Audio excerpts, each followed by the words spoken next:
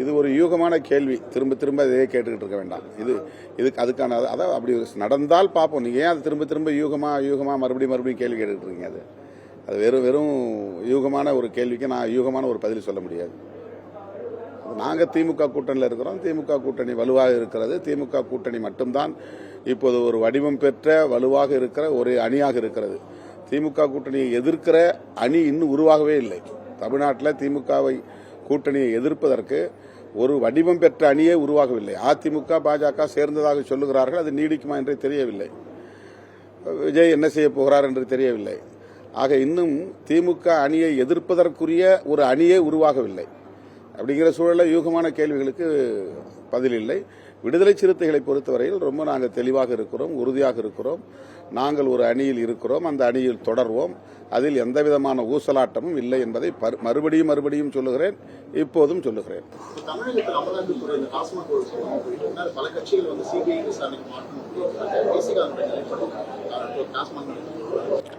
ஊழல் அது வெறும் கற்பிதம் அல்லது வேண்டுமென்றே ஒரு களங்கத்தை ஏற்படுத்த முயற்சிக்கிறார்கள் என்று திமுக தரப்பிலே கருத்து சொல்லப்பட்டிருக்கிறது.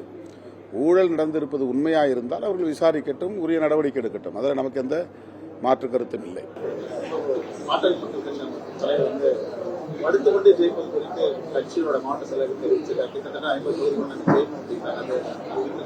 அது அவங்க தொண்டர்களை உற்சாகப்படுத்துவதற்கு ஊக்கப்படுத்துவதற்காக அவர் சொல்லுகிறார். அது அவருடைய கட்சியின் வளர்ச்சிக்கானது, அந்த கட்சியின் அதிகாரத்திற்கானது. அது அவருடைய கருத்து. எல்லா கட்சிகளும் 2026 சட்டமன்ற தேர்தல் நோக்கி அவங்களோட செயல்படாது.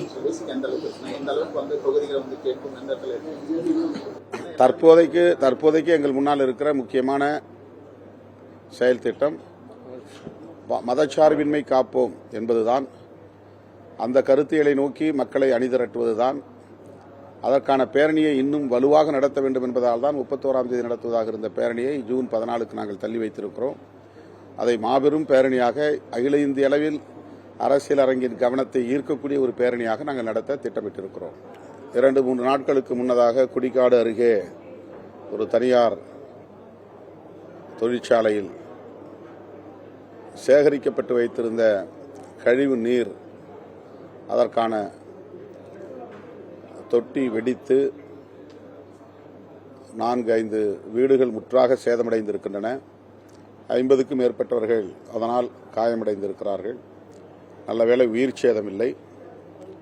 இதுவரையில் பாதிக்கப்பட்டவர்களுக்கு எந்த நிவாரணமும் வழங்கப்படவில்லை என்பது அதிர்ச்சி அளிக்கிறது. இன்றைக்கு மாவட்ட ஆட்சியரிடம் அது குறித்தும் கொடிக்காடு மக்களின் சார்பாக கோரிக்கை வைத்திருக்கிறோம். உடனடியாக உரிய ஆய்வை மேற்கொண்டு அவர்களுக்கு என்ன நிவாரணமோ அந்த நிவாரணத்தை வழங்குவதற்கும், வீடற்றவர்களுக்கு வீடுகள் வழங்குவதற்கும்